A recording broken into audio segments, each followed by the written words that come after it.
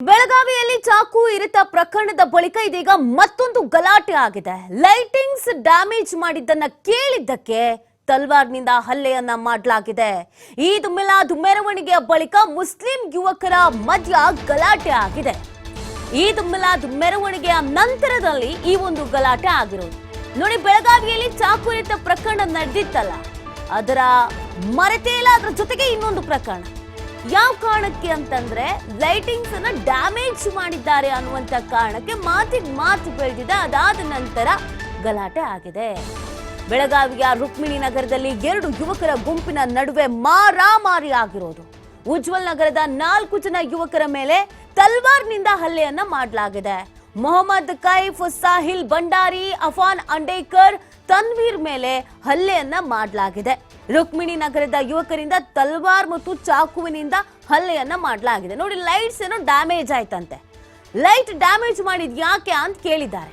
ಅದಾದ ನಂತರ ಎರಡೂ ಕಡೆಯಲ್ಲೂ ಕೂಡ ಮಾತಿನ ಚಕಮಕಿ ಆಗಿದೆ. ಮಾತಿನ ಚಕಮಕಿ ಆಗ್ತಾ ಇದ್ದ ಹಾಗೇನೆ ಚಾಕು, ತಲ್ವಾರು ಎಲ್ಲವನ್ನೂ ತೆಗೆದಿದ್ದಾರೆ. ಆಶ್ಚರ್ಯ ಅನ್ಸದ್ ಏನು ಅಂತಂದ್ರೆ, ಇವ್ರು ಯಾವಾಗ್ಲೂ ತಲ್ವಾರು ಚಾಕನ್ ರೆಡಿ ಮಾಡೇ ಇಟ್ಕೊಂಡಿರ್ತಾರ ಅನ್ನೋದು ಪ್ರಶ್ನೆ ಬರೋದು. ಮತ್ತು ಪೊಲೀಸರು ಈ ಕಾನೂನು ಸುವ್ಯವಸ್ಥೆ ಬಗ್ಗೆ ಕಿಂಚಿತ್ತಾದ್ರೂ ಭಯ ಅನ್ನೋದು ಇವ್ರಿಗೆ ಇದೆಯಾ ಅನ್ನೋದು ಪ್ರಶ್ನೆ. ನೋಡಿ, ಈದ್ ಮಿಲಾದ್ ಹಿನ್ನೆಲೆ ಉಜ್ವಲ್ ನಗರದಲ್ಲಿ ಈ ಲೈಟಿಂಗ್ ಡೆಕೋರೇಷನ್ ಅನ್ನ ಮಾಡಿದ್ರಂತೆ. ಮೆರವಣಿಗೆ ಹೋಗುತ್ತಲ್ಲ, ಸಹಜವಾಗಿ ಒಂದು ಡೆಕೋರೇಷನ್ ಅನ್ನು ಮಾಡಿದ್ದಾರೆ ಆ ರಸ್ತೆಯಲ್ಲಿ. ಇವತ್ತು ಬೆಳಿಗ್ಗೆ ಲೈಟ್ ಗಳನ್ನ ಡ್ಯಾಮೇಜ್ ಮಾಡಿದ್ದಾರೆ ರುಕ್ಮಿಣಿ ನಗರದ ಯುವಕರು. ಬೇಕು ಅಂತ ಡ್ಯಾಮೇಜ್ ಮಾಡಿದ್ರು, ಅದು ಹೇಗೋ ಮಿಸ್ ಆಗಿ ಡ್ಯಾಮೇಜ್ ಆಯ್ತೋ ಗೊತ್ತಿಲ್ಲ. ಡ್ಯಾಮೇಜ್ ಆಗಿದೆ ಒಟ್ನಲ್ಲಿ. ಇದನ್ನ ಪ್ರಶ್ನಿಸಿ ಹಣ ಕೇಳೋದಕ್ಕೆ ರುಕ್ಮಿಣಿ ನಗರಕ್ಕೆ ಹೋಗಿದ್ರು ಉಜ್ವಲ ನಗರದ 7 ಯುವಕರು. ನೀವು ಡ್ಯಾಮೇಜ್ ಮಾಡಿದಿರಲ್ಲಪ್ಪ, ಅದಕ್ಕೆ ಕಾಸು ಕೊಡಿ ಅಂತ ಕೇಳಕ್ ಹೋಗಿದ್ರಂತ. ಎಷ್ಟು ಡ್ಯಾಮೇಜ್ ಆಗಿದೆ, ಆ ಡ್ಯಾಮೇಜ್ ಇಂದ ಎಷ್ಟು ನಷ್ಟ ಆಗಿದೆ, ಅದ್ರದ್ದು ಹಣ ವಾಪಸ್ ಕೊಡಿ ಅಂತ ಕೇಳಕ್ ಹೋಗಿದ್ರಂತೆ. ಈ ವೇಳೆ 2 ಹುಡುಗರ ನಡುವೆ, 2 ಗುಂಪಿನ ನಡುವೆ ಮಾತಿಗೆ ಮಾತು ಬೆಳೆದಿದೆ. ಸುಮಾರು 10ಕ್ಕೂ ಹೆಚ್ಚಿನ ಯುವಕರಿಂದ ಏಕಾಏಕಿಯಾಗಿ ಅಟ್ಯಾಕ್ ಮಾಡಿಬಿಟ್ಟಿದ್ದಾರೆ. ಹಲ್ಲೆಗೊಳಗಾದಂತ ಯುವಕರಿಗೆ ಬಿಮ್ಸ್ ಆಸ್ಪತ್ರೆಯಲ್ಲಿ ಸದ್ಯಕ್ಕೆ ಚಿಕಿತ್ಸೆಯನ್ನ ನೀಡಲಾಗ್ತಾ ಇದೆ. ಇದು ಮುಸ್ಲಿಂ ಯುವಕರ ನಡುವೆ ನಡೆದಿರುವಂತ ಗಲಾಟೆ. ಮೆರವಣಿಗೆಗೆ ಅಂತ ಲೈಟಿಂಗ್ಸ್ ಮಾಡಿದ್ರು, ಆ ಲೈಟಿಂಗ್ಸ್ ಅನ್ನ ಡ್ಯಾಮೇಜ್ ಮಾಡಿದ್ದಾರೆ ಅನ್ನುವಂತ ಒಂದು ಆರೋಪ. ಡ್ಯಾಮೇಜ್ ಆಗಿದೆಯಲ್ವಾ, ನಿಮ್ಮ ಏರಿಯಾದಲ್ಲೇ ಡ್ಯಾಮೇಜ್ ಆಗಿರೋದಲ್ಲ, ನೀವು ದುಡ್ಡು ಕೊಡಿ ಅಂತ ಕೇಳಲಿಕ್ಕೆ ಹೋಗಿದ್ದಾರೆ. ಅದಾದ ನಂತರ ಮಾತಿಗೆ ಮಾತು ಬೆಳೆದಿದೆ. ತಲ್ವಾರು, ಚಾಕು, ಏನೇನ್ ಸಿಗುತ್ತೋ ಮಾರಕಾಸ್ತ್ರ, ಆ ಮಾರಕಾಸ್ತ್ರದಿಂದ ಹಲ್ಲೆಯನ್ನ ಮಾಡಲಾಗಿದೆ. ಸುಮಾರು 10ಕ್ಕೂ ಹೆಚ್ಚಿನ ಯುವಕರಿದ್ರಂತೆ, ಹಲ್ಲೆಯನ್ನ ಮಾಡಲಾಗಿದೆ. ಇವರು ಚಾಕು ಎಲ್ಲಿ ಬೇಕಾದ್ರೂ ಹೇಗೆ ಬೇಕಾದ್ರೂ ಬಳಕೆ ಮಾಡ್ತಾರೆ. ತಲ್ವಾರು ಕೂಡ ರೆಡಿ ಇಟ್ಕೊಂಡೇ ಇರ್ತಾರೆ ಅಂತ ಕಾಣುತ್ತೆ. ನೋಡಿ, ಬೆಳಗಾವಿಯಲ್ಲಿ ಇತ್ತೀಚಿನ ದಿನಗಳಲ್ಲಿ ಕಾನೂನು ಸುವ್ಯವಸ್ಥೆ ಹದಗೆಡ್ತಿದೆ ಅನ್ನುವಂತ ಕಾರಣಕ್ಕೆ ಪೊಲೀಸ್ ಇಲಾಖೆಯಲ್ಲಿ ಮೇಜರ್ ಬದಲಾವಣೆಯನ್ನು ಕೂಡ ಮಾಡಲಾಗಿತ್ತು. ಅದರ ಜೊತೆಗೆ ಹೆಚ್ಚಿನ ರೀತಿಯಾದಂತ ಅಲರ್ಟ್ ಆಗಿರ್ಬೇಕು ಅನ್ನುವಂತ ಸೂಚನೆ ಕೂಡ ಇತ್ತು. ಹೀಗಿದ್ರು ಪೊಲೀಸರು ಇರ್ತಾರೆ, ಪೊಲೀಸರ ಭಯ ಇರಬೇಕು, ಕಾನೂನು ಸುವ್ಯವಸ್ಥೆಗೆ ಗೌರವ ಕೊಡಬೇಕು, ಇದ್ಯಾವುದು ಕೂಡ ಇಲ್ಲ.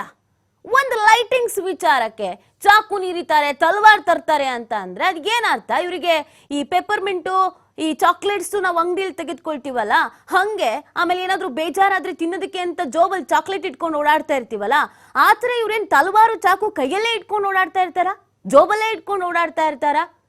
ಇದ್ರ ಬಗ್ಗೆ ಸೀರಿಯಸ್ ಆಗಿ ಆಕ್ಷನ್ ಆಗ್ಬೇಕು ಅಂತ ಅಲ್ಲಿನ ಸ್ಥಳೀಯರೇ ಹೇಳ್ತಾ ಇದ್ದಾರೆ, ಸಾರ್ವಜನಿಕರೇ ಹೇಳ್ತಾ ಇದ್ದಾರೆ. ಸಣ್ಣ ಪುಟ್ಟ ಜಗಳಕ್ಕೆ ಚಾಕು ಇರಿತಾರೆ ಅಂತಂದ್ರೆ ಮೊನ್ನೆ ತಾನೇ ಚಾಕು ಇರಿತ ಘಟನೆ ನಡೆದಿತ್ತು. ಅದೇ ಇನ್ನೂ ಯಾರು ಮರ್ತಿಲ್ಲ. ಮತ್ತಾಗ್ಲೇ ಅದೇ ತರದ ಇನ್ನೊಂದು ಪ್ರಕರಣ ನಡೆದಿದೆ. ಈಗ ಮುಖ ಮುಚ್ಕೊಂಡು ಕೂತ್ರೆ ಏನ್ ಪ್ರಯೋಜನ? ಲೈಟಿಂಗ್ಸ್ ಹಾಳಾಗಿದ್ಯಾ? ಕಂಪ್ಲೇಂಟ್ ಕೊಡಿ. ಬೇಕು ಅಂತ ಹಾಳು ಮಾಡಿದ್ದಾರೆ ಅಂತ ಅನ್ಸುತ್ತಾ? ಕಂಪ್ಲೇಂಟ್ ಕೊಡ್ಬಹುದಿತ್ತು. ನಾವು ಮೆರವಣಿಗೆ ಹೋಗೋದಕ್ಕೆ ಅಂತ ಲೈಟಿಂಗ್ಸ್ ಹಾಕಿದ್ವಿ, ಹಿಂಗ ಆಗಿದೆ, ಯಾರು ಲೈಟ್ಸ್ ಹಾಳು ಮಾಡಿದ್ದಾರೆ, ಪೊಲೀಸರು ತನಿಖೆ ಮಾಡ್ತಿದ್ರು, ಸಿಸಿಟಿವಿ ವಿಷನ್ಸ್ ನೋಡ್ತಿದ್ರು, ಯಾರು ಹಾಳು ಮಾಡಿದ್ದಾರೆ ಅವ್ರನ್ನ ಕರೆಸ್ತಿದ್ರು, ಅದೆಷ್ಟಿದೆ ಅದನ್ನ ದುಡ್ಡು ಇಸ್ಕೊಡ್ತಾ ಇದ್ರು, ವಸೂಲಿ ಮಾಡ್ಕೊಡ್ತಾ ಇದ್ರು. ಅದನ್ನ ಹೊರತುಪಡಿಸಿ ಚಾಕು, ತಲ್ವಾರು ಎಲ್ಲ ಬೇಕಲ್ಲಿ ಬೀಸೋದು ಅಂತಂದ್ರೆ ಏನ್ ಅರ್ಥ ಅದು? ಇವರಿಂದ ಕೆಲವೊಮ್ಮೆ ಎಷ್ಟೋ ಅಮಾಯಕರ ಪ್ರಾಣ ಹೋಗ್ಬಿಡುತ್ತೆ. ಹಾಗಾಗಿ ಪೊಲೀಸರು ಕೂಡ ಎಚ್ಚೆತ್ಕೊಳ್ಬೇಕು. ಸಾರ್ವಜನಿಕರು ಅದೇ ಡಿಮ್ಯಾಂಡ್ ಮಾಡ್ತಾ ಇದ್ದಾರೆ.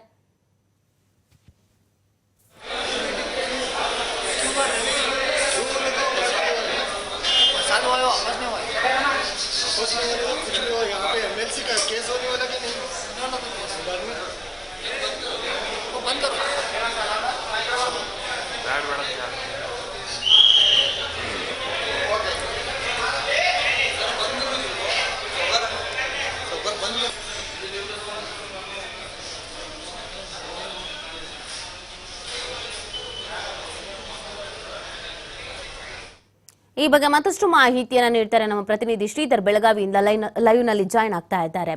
ಶ್ರೀಧರ್, ಇತ್ತೀಚಿನ ದಿನಗಳಲ್ಲಿ ಬೆಳಗಾವಿಯಲ್ಲಿ ಏನಾಗ್ತಿದೆ ಅನ್ನೋದೊಂದು ಪ್ರಶ್ನೆ ಉದ್ಭವ ಆಗ್ತಾ ಇದೆ. ಚಾಕು ಇರಿತ ಆಗಿರ್ಬೋದು ಅಥವಾ ಈ ತಲ್ವಾರ್ ಬಳಕೆ ಮಾಡ್ಕೊಳ್ಳೋದಾಗಿರ್ಬೋದು, ತುಂಬಾ ಈಸಿಯಾಗಿ ತುಂಬಾ ಸುಲಭವಾಗಿ ಈ ಮಾರಕಾಸ್ತ್ರಗಳನ್ನ ಬಳಕೆ ಮಾಡ್ತಾ ಇರೋದನ್ನ ನಾವು ನೋಡ್ತಾ ಇದ್ದೀವಿ. ಸೊ ಈ ಪ್ರಕರಣದಲ್ಲಿ ಆಗಿದ್ದೇನು, ಲೈಟಿಂಗ್ಸ್ ಡ್ಯಾಮೇಜ್ ಬೇಕು ಅಂತ ಮಾಡಿದ್ದಾರೆ ಅಂತನೋ ಅಥವಾ ಲೈಟಿಂಗ್ ಡ್ಯಾಮೇಜ್ ಆಗಿದೆ ಅಂತನೋ, ಏನ್ ಕಥೆ ಅಂತ?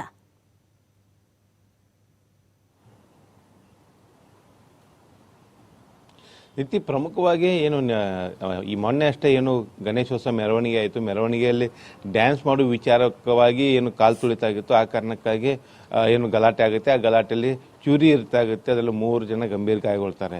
ಇದಾದ ಬಳಿಕ ನಿನ್ನೆ ಅಷ್ಟೇ ಇನ್ನು ಈದ್ ಮಿಲಾದ್ ಮೆರವಣಿಗೆ ಮುಗಿಯುತ್ತೆ. ಮೆರವಣಿಗೆ ಆದ ಬಳಿಕ ಈ ಒಂದು ಗಲಾಟೆ ಆಗಿರ್ತಕ್ಕಂಥದ್ದು ಬಹಳ ಪ್ರಮುಖವಾಗಿ ಇಲ್ಲಿ ಒಂದು ಅಂಶ ಗಮನಿಸಬೇಕಾಗಿದ್ದು ನೀತಿ, ಇದು ಒಂದೇ ಸಮುದಾಯದ ಯುವಕರ ಮಧ್ಯೆ ಆದಂಥ ಗಲಾಟೆ ಅಂತ ಹೇಳ್ಬೋದು. ಈ ಹಿಂದೆ ಬೆಳಗಾವಿಯಲ್ಲಿ ಕೋಮು ಗಲಭೆಗಳಿಂದ ಬೆಳಗಾವಿ ಸದ್ದು ಮಾಡ್ತಾ ಇತ್ತು. ಆದರೆ ಈ ಗಣೇಶೋತ್ಸವ ಮೆರವಣಿಗೆ ಮತ್ತು ಈದ್ ಮಿಲಾದ್ ಮೆರವಣಿಗೆ ನೋಡೋದಾದ್ರೆ ಇಲ್ಲೇ ಅದೇ ಸಮುದಾಯದ ಏನು ಯುವಕರ ಮಧ್ಯೆ ಗಲಾಟೆ ಆಗಿರ್ತಕ್ಕಂಥ ಪ್ರಕರಣ ಅಂತ ಹೇಳ್ಬೋದು. ಇಲ್ಲಿ ಪ್ರಮುಖವಾಗಿ ನೋಡ್ಬೇಕಂದ್ರೆ ಏನು ಬೆಳಗಾವಿಯ ರುಕ್ಮಿಣಿ ನಗರದ ಯುವಕರೇನಾದ್ರೆ ಅವರು ಉಜ್ವಲ್ ನಗರದಲ್ಲಿ ಹಾದು ಹೋಗುವಂಥ ಸಂದರ್ಭದಲ್ಲಿ ಅಲ್ಲಿ ಏನು ಲೈಟಿಂಗ್ ಹಾಕಿದ್ರು, ಲೈಟಿಂಗ್ ಅನ್ನ ಇವರು ಹಾಳು ಮಾಡಿದ್ದಾರೆ ಅನ್ನೋಂಥ ಒಂದು ವಿಚಾರ ಯುವಕರಿಗೆ ಗೊತ್ತಾಗುತ್ತೆ. ಆ ಒಂದು ಕಾರಣಕ್ಕಾಗಿ ಸಂಜೆ ಈದ್ ಮಿಲಾದ್ ಮೆರವಣಿಗೆ ಮುಗಿದ ಬಳಿಕ ಒಂದು ಯುವಕರ ಗುಂಪೇನಿದೆ, ಉಜ್ವಲ್ ನಗರ ಯುವಕರ ಗುಂಪೇನಿದೆ, ಯುವಕರ ಗುಂಪು 4 ರಿಂದ 5 ಜನ ಸೇರಿ ಏನು ರುಕ್ಮಿಣಿ ನಗರ್ಗೆ ಬರ್ತಾರೆ. ಬಂದು ಅಲ್ಲಿ ಇರ್ತಕ್ಕಂಥ ಏನು ಒಂದು ಗುಂಪಿನ ಯುವಕರಿಗೆ ಹೇಳ್ತಾರೆ, ನಿಮ್ಮಿಂದ ಲೈಟ್ ಹಾಳಾಗಿದೆ, ಹಣವನ್ನು ಕೊಡಬೇಕು ಅಂತ ಹೇಳಿ. ಈ ವಿಚಾರವಾಗಿ 2 ಗುಂಪುಗಳ ಮಧ್ಯೆ ಒಂದು ಏನು ಪ್ರಮುಖವಾಗಿ ಒಂದು ವಾಗ್ವಾದ ಆರಂಭ ಆಗುತ್ತೆ. ತದನಂತರ ಕೈ ಮಿಲಾಯಿಸುವಂತಕ್ಕೆ ತಿರುಗುತ್ತೆ.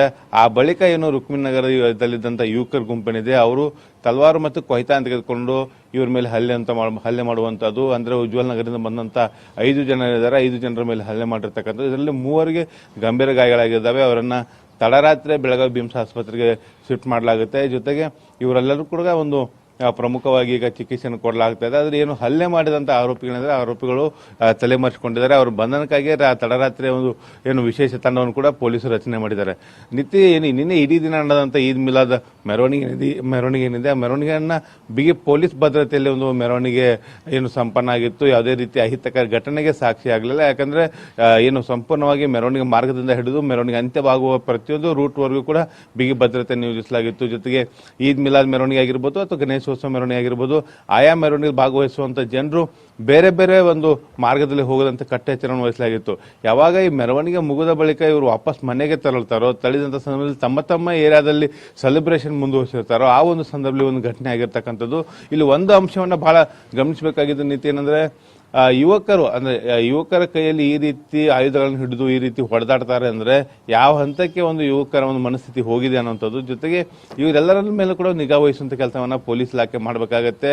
ಯಾಕಂದ್ರೆ ಸಾರ್ವಜನಿಕ ಸ್ಥಳಗಳಲ್ಲಿ ಪೊಲೀಸರು ಈ ರೀತಿ ಅಲರ್ಟ್ ಇದ್ದಂತ ಸಂದರ್ಭದಲ್ಲಿ ಈ ರೀತಿ ಘಟನೆಗಳಿಗೆ ಅವಕಾಶ ಮಾಡಿಕೊಡ್ಲಿಲ್ಲ. ಆದ್ರೆ ಇವರು ಅದೇ ತಮ್ಮ ಗಲ್ಲಿಗಳಲ್ಲಿ ಹೋದಂತಹ ಸಂದರ್ಭದಲ್ಲಿ ಈ ರೀತಿ ಘಟನೆ ಆಗುತ್ತೆ ಅಂದ್ರೆ ಆಯಾ ಠಾಣೆಯ ಒಂದು ಬೀಟ್ ಪೊಲೀಸ್ ಸಿಬ್ಬಂದಿಗಳು ಏನ್ ಮಾಡ್ತಾ ಇದಾರೆ ಅನ್ನೋದು ಕೂಡ ಬಹಳ ಪ್ರಶ್ನೆ ಬರುತ್ತೆ. ಅದ್ರ ಜೊತೆಗೆ ಇನ್ನೊಂದು ಪ್ರಮುಖವಾಗಿ ಏನಂದ್ರೆ, ಬೆಳಗಾವಿ ಅಂದ್ರೆ ಈ ಹಿಂದೆ ಏನು ಗಣೇಶೋತ್ಸವದಲ್ಲಿ ಚೂರಿ ಇರ್ತೇನೆ ಆಯ್ತು, ಅಲ್ಲಿ ಗಾಂಜಾ ಘಾಟ್ನ ಒಂದು ಅಂಶ ಕೂಡ ಬೆಳಕಿಗೆ ಬಂದಿತ್ತು. ಗಾಂಜಾ ಮತ್ನಲ್ಲಿ ಒಂದು ಕೃತ್ಯವನ್ನು ಮಾಡಿದ್ದಾರೆ ಅಂತ ಗೊತ್ತಾಗಿತ್ತು. ಇಲ್ಲಿಯೂ ಕೂಡ ಅದೇ ರೀತಿ ಗಾಂಜಾ ಅಮಲ್ನಲ್ಲಿ ಈ ರೀತಿ ಗಲಾಟೆ ಆಗಿದೆ ಅಥವಾ ಕುಡಿದ ಮತ್ನಲ್ಲಿ ಏನಾದರೂ ಮಾಡಿದಾರ ಅನ್ನೋಂತೂ ಕೂಡ ಪೊಲೀಸರು ಈ ಒಂದು ತನಿಖೆ ಬಳಿಕ ಗೊತ್ತಾಗಬೇಕಾಗತ್ತೆ ಅಂತ ಹೇಳ್ಬೋದು. ಆದ್ರೆ ಈ ರೀತಿ ಕೆಲವೊಂದಿಷ್ಟು ಸೂಕ್ಷ್ಮ ಮತ್ತು ಅತಿ ಸೂಕ್ಷ್ಮ ಪ್ರದೇಶಗಳಿದಾವೆ. ಆ ಪ್ರದೇಶದಲ್ಲಿ ಇರ್ತಕ್ಕಂಥ ಯುವಕರ ಒಂದು ಆಕ್ಟಿವಿಟಿಗಳ ಮೇಲೆ ಪೊಲೀಸರು ಇನ್ನಷ್ಟು ನಿಗಾ ವಹಿಸಬೇಕಾಗುತ್ತೆ. ಯಾಕಂದ್ರೆ ಈ ರೀತಿಯ ಗಲಾಟೆಗಳೇ ಮುಂದೊಂದು ದಿನ ದೊಡ್ಡ ಮಟ್ಟದ ಒಂದು ಗಲಾಟೆಗೆ ಅದು ಕಾರಣ ಆಗುತ್ತೆ ಅಂತ ಹೇಳ್ಬೋದು. ಯಾಕಂದ್ರೆ ಈ ರೀತಿ ಕೈಯಲ್ಲಿ ಆಯುಧವನ್ನು ಹಿಡಿದು ಹೊಡೆದಾಡುವಂತ ಮಟ್ಟಿಗೆ ಇವರು ಬೀದಿಗೆ ಬಂದು ಈ ರೀತಿ ಒಂದು ಧೈರ್ಯ ಪ್ರದರ್ಶನ ಮಾಡ್ತಾರಂದ್ರೆ ಯಾವ ರೀತಿ ಪೊಲೀಸ್ ಭಯ ಇವರಲ್ಲಿ ಇಲ್ಲ ಅನ್ನೋದು ಕೂಡ ಇಲ್ಲಿ ಬಹಳ ಸ್ಪಷ್ಟವಾಗಿ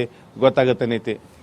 ಶ್ರೀಧರ್, ಈಗ ಒಂದು ಅನಿಸ್ತಾ ಇರೋದು, ಬೆಳಗಾವಿಯಲ್ಲಿ ಇತ್ತೀಚಿನ ದಿನಗಳ ಬೆಳವಣಿಗೆ ನೋಡ್ತಾ ಇದ್ರೆ ಕಾನೂನು ಸುವ್ಯವಸ್ಥೆ ಎಷ್ಟರ ಮಟ್ಟಿಗೆ ಹಾಳಾಗಿದೆ ಅಂತ. ಇನ್ನೊಂದು ಪೊಲೀಸರು ಅಥವಾ ಖಾಕಿ ಅಂತ ಅಂದ್ರೇನೆ ಭಯ ಇಲ್ವಾ ಅನ್ನುವಂತ ಒಂದು ಪರಿಸ್ಥಿತಿ ಇಲ್ಲಿ ನಾವು ಕಾಣಿಸ್ತಾ ಇದೆ. ಸೊ ಈ ಹಿನ್ನೆಲೆಯಲ್ಲಿ ಪೊಲೀಸ್ ಇಲಾಖೆ ಯಾವ ತರ ಅಲರ್ಟ್ ಆಗಿದೆ, ಎಲ್ಲಿ ಮೈ ಮರಿತಿದ್ದಾರೆ ಪೊಲೀಸ್ ಇಲಾಖೆಯಿಂದ ಆಗ್ತಿರುವಂತ ಸಮಸ್ಯೆ ಏನು? ಯಾಕಂದ್ರೆ ಈ ತರದೊಂದು ಮೆರವಣಿಗೆ ನಡೆಯುತ್ತೆ ಅಂತ ಅಂದಾಗ ಗಸ್ತು ತಿರುಗ್ತಾ ಇರಬೇಕಾಗತ್ತೆ, ಹೆಚ್ಚಿನ ಅಲರ್ಟ್ ಆಗಿರ್ಬೇಕಾಗಿರತ್ತೆ, ಹೆಚ್ಚಿನ ಭದ್ರತೆಯನ್ನ ಕೈಗೊಂಡಿರ್ಬೇಕಾಗತ್ತೆ. ಪೊಲೀಸ್ ಇಲಾಖೆಯಲ್ಲಿ ಆಗ್ತಿರುವಂತ ಸಮಸ್ಯೆಗೇನು, ಏನ್ ಬದಲಾವಣೆ ಮಾಡ್ಕೊಳ್ಬೇಕಾಗತ್ತೆ ಅಂತ?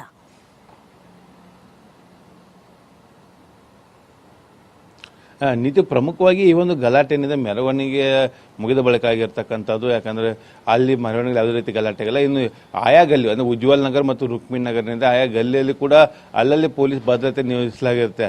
ಆದರೆ ಒಂದು ಗಲ್ಲಿಯಲ್ಲಿ ಈ ರೀತಿ ಗಲಾಟೆ ಆದಂತಹ ಸಂದರ್ಭದಲ್ಲಿ ಈ ರೀತಿಯ ಒಂದು ಮನಸ್ಥಿತಿ ಇರ್ತಕ್ಕಂಥ ಯುವಕರು ಅಥವಾ ಆಯಾ ಗಲ್ಲಿಯಲ್ಲಿ ಈ ರೀತಿ ಗುಂಪುಗಳನ್ನು ಕಟ್ಕೊಂಡು ಗಲಾಟೆ ಮಾಡುವಂತ ಮನಸ್ಥಿತಿ ಎರಡೂ ಯುವಕರಲ್ಲಿ ಇದ್ದಿದ್ದರಿಂದ ಒಂದು ಈ ರೀತಿ ಗಲಾಟೆ ಆಗಿರ್ತಕ್ಕಂಥದ್ದು. ಇಂಥವ್ರನ್ನ ಏನು ಐಡೆಂಟಿಫೈ ಮಾಡುವಂತ ಕೆಲಸವನ್ನ ಪೊಲೀಸರು ಮಾಡಬೇಕಾಗುತ್ತೆ. ಯಾಕಂದ್ರೆ ಸೂಕ್ಷ್ಮ ಮತ್ತು ಅತಿ ಸೂಕ್ಷ್ಮ ಪ್ರದೇಶಗಳಾಗಿರ್ಬೋದು, ಜೊತೆಗೆ ಈ ಹಿಂದೆ ಏನು ಗಾಂಜಾ ಪ್ರಕರಣ ಸೇರಿದಂತೆ ಬೇರೆ ಬೇರೆ ಗಲಾಟೆ ಪ್ರಕರಣಗಳಲ್ಲಿ ಸಿಕ್ಕಾಕೊಂಡಂತ ಏನು ಯುವಕರು ಇರ್ತಾರೋ ಅವರ ಮೇಲೆ ಇಂಥ ಒಂದು ಸಂದರ್ಭಗಳಲ್ಲಿ ಅವರನ್ನ ಕರೆಸಿ ಠಾಣೆಗೆ ಕರೆಸಿ ಒಂದು ಬಿಗಿ ಕ್ರಮಕ್ಕೆ ತೆಗೆದುಕೊಳ್ಳುವಂತ ಕೆಲಸವನ್ನ ಮಾಡಬೇಕಾಗತ್ತೆ. ನೀತಿ.